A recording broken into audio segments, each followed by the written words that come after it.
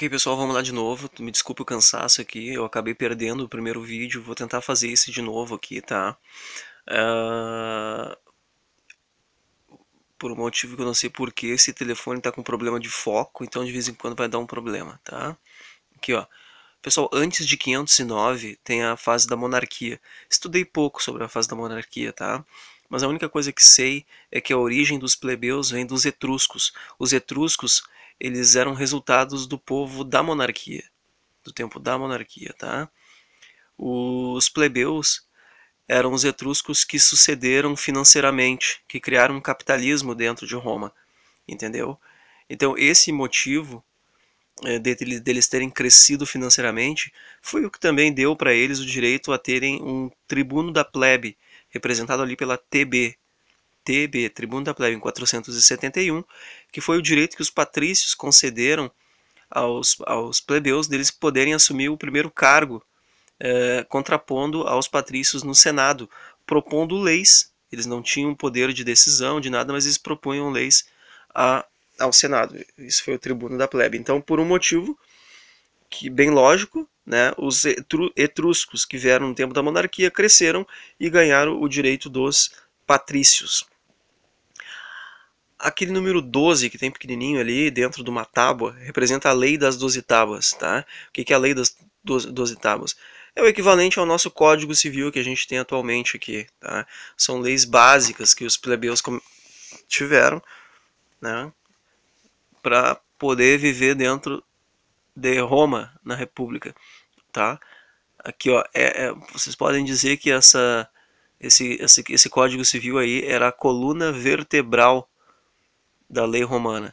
As leis do período monárquico não se adaptavam mais, portanto, foram criadas as leis das 12 tábuas, que eram o Código Civil lá do pessoal.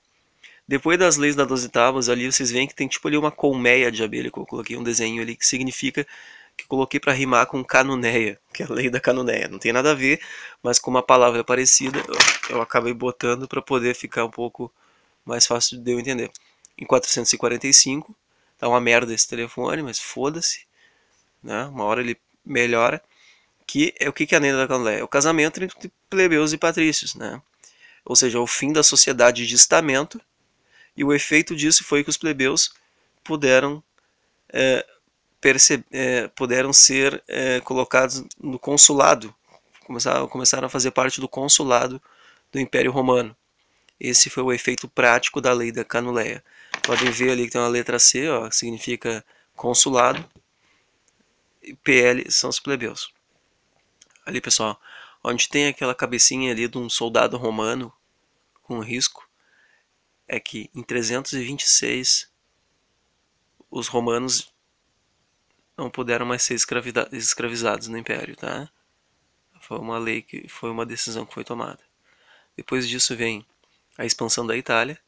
A Itália, ela expande o máximo que pode dentro de si, dentro dela mesma. Podem ver que tem vários círculos ali que representam uma expansão, tá?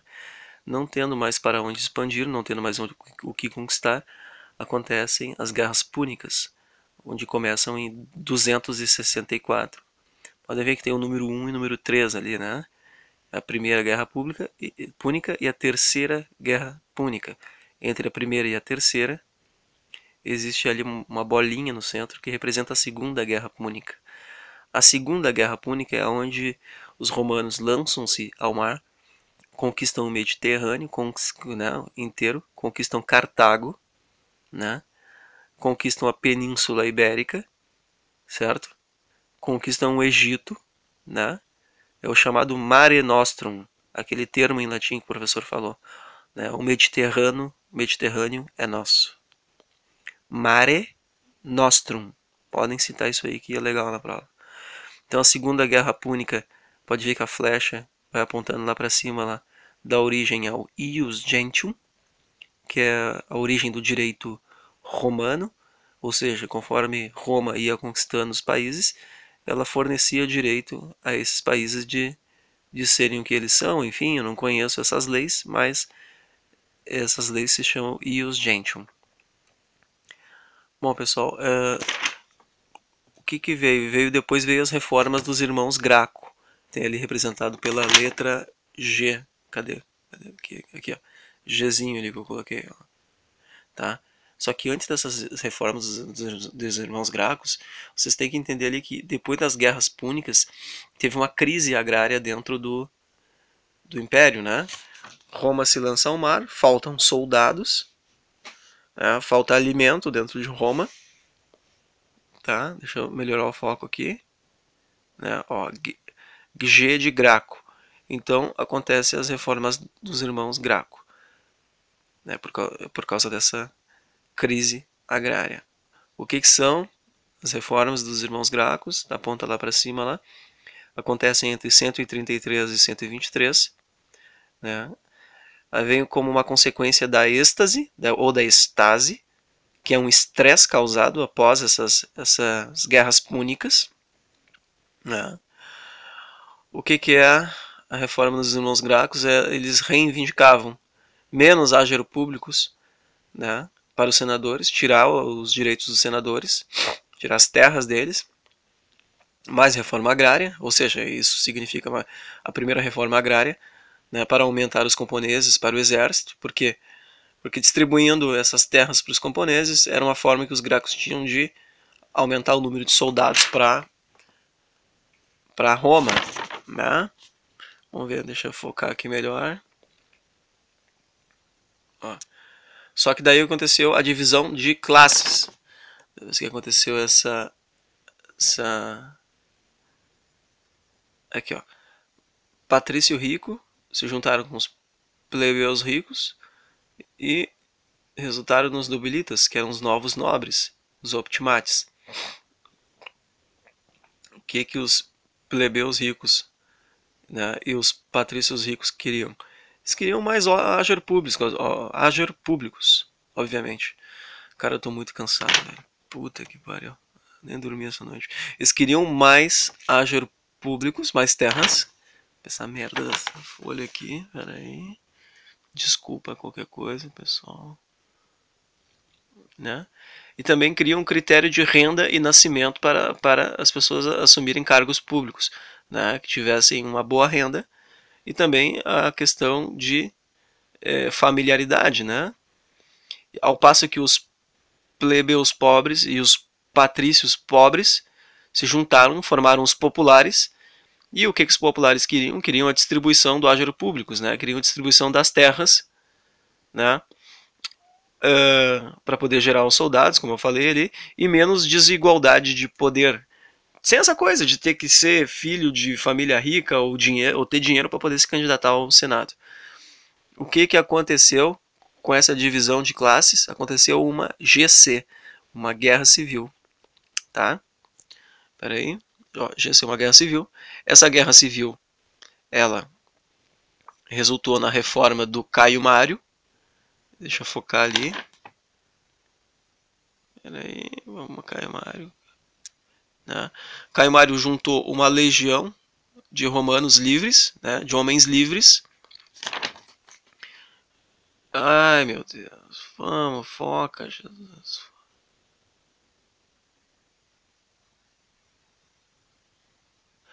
Depois das guerras civis, depois das ocasionadas pelas reformas dos irmãos Gracos, Caio Mário começa a recrutar homens livres. Caio Mário envelhece, assume Sulla. Sulla, ele junta uma legião de seis legiões de soldados romanos para dar uma espécie de golpe militar no Senado. Sulla era um porra louca, ele faz uma espécie de golpe militar, né? Ele faz um apedrejamento dos representantes da Assembleia, né? Organiza um apedrejamento, né? E apesar dele usar o fim da escravidão como argumento, né? Grande parte de Roma fica contra Sulla e as legiões que ele organiza. Ou seja, ele quis acabar com a escravidão como argumento para dar o golpe, mas o povo fica contra ele. Tá? Depois eu vou dizer para onde é que Sulla vai apontar a flecha lá adiante, depois do Otávio ali. Mas enfim, depois do Sulla vem ali o primeiro triunvirato. A gente está de rosa ali, ó. O primeiro triunvirato, composto por Pompeu, Crasso e César. César toma o poder em 45, certo? E eu acho que no próximo vídeo eu explico aqui a relação do César, que matam o César, Júlio César, Cleópatra, aliás, Marco Antônio, Cleópatra, Otávio, isso tudo eu explico no próximo vídeo, tá? Vamos lá então, vamos partir pro próximo vídeo aqui. Então tá, feito pessoal, um abraço.